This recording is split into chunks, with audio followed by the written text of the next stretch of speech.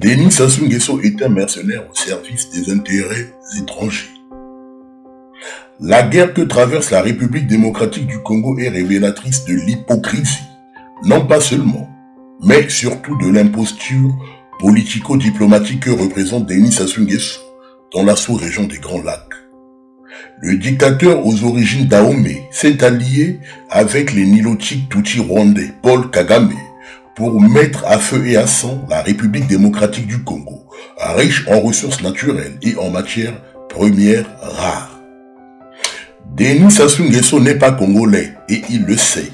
Il avait été introduit sur les terres Congo pendant l'époque de la colonisation par des sociétés secrètes françaises. Il le sait. Tête couronnée, Denis Sassou Nguesso est intronisé chef canton. Désormais, il porte le nom Nanan Ngata Ple. Dès son arrivée, Denis Sassou Nguesso a été accueilli par les chefs de village du département de Yamsokro, conduit par Nanan Boigny III. Sa visite hautement appréciée. Des têtes couronnées, Denis Sassou Nguesso est intronisé chef canton. Désormais, il porte le nom Nanan Ngata Ple, recevant ainsi tous les attributs dus à son rang. Connaissant ses origines et la mission qui lui avait été confiée par les colons français, Denis Sassou Nguesso est pris entre le marteau et l'enclume.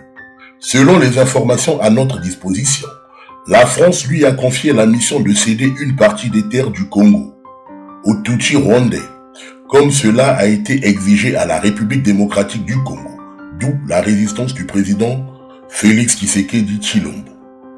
Les accords signés entre Christelle Sassou Nguesso et Paul Kagame vont dans ce sens.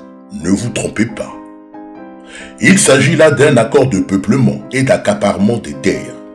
Les projets dits agricoles sont de la poudre aux yeux pour amadouer les plus naïfs.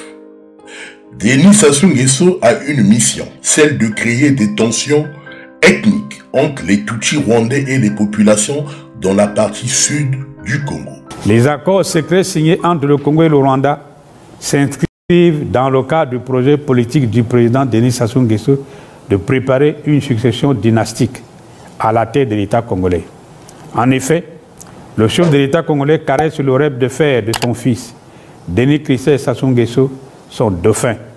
Cette perspective se heurte malheureusement pour lui à une très vive opposition de la famille régnante, de la majorité des membres et cadres du PCT, parti au pouvoir, et de près de 99% des populations congolaises.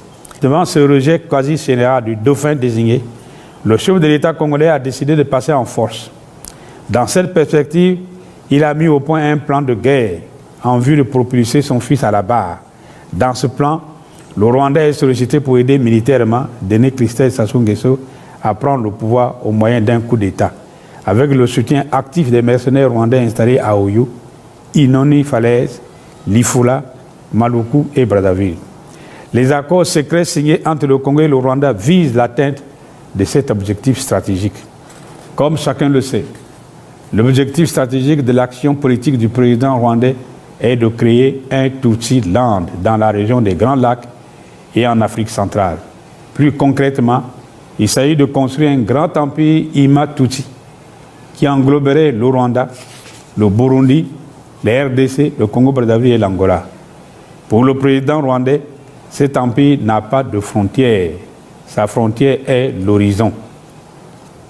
Sa stratégie repose sur 4 piliers. L'infiltration des institutions publiques de pays africains cibles par ses experts en espionnage et les hirondelles rwandaises, belles et charmantes filles Tutsi, du service secret extérieur rwandais rompu à l'art de la séduction, comme c'est le cas en RDC, en RCA, au Congo-Brazzaville, au Cameroun, en Afrique du Sud, en Angola, etc. Ceci est un rappel à la conscience collective des patriotes congolais.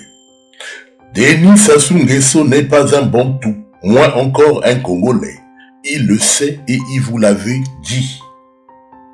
C'est un mercenaire à la solde des intérêts étrangers. Si rien n'est fait, le Congo de Mfwa Mavula, de Mavula Mfwa, risque de connaître la même situation que traverse dans la partie est de la République démocratique du Congo, avec une population tutsi agressive et criminelle. Denis Sassou Nguesso n'est pas un Congolais, c'est un Dahomey qui tire ses origines de la Côte d'Ivoire. Il le sait et vous le savez également. Les têtes couronnées, Denis Sassou Nguesso est intronisé chef canton. Désormais, il porte le nom Nanan Ngata Kple. Dès son arrivée, Denis Sassou Nguesso a été accueilli par les chefs de village du département de Yamsokro, conduit par Nanan Boigny III. Sa visite hautement appréciée. Des têtes couronnées, Denis Sassou Nguesso est intronisé chef canton.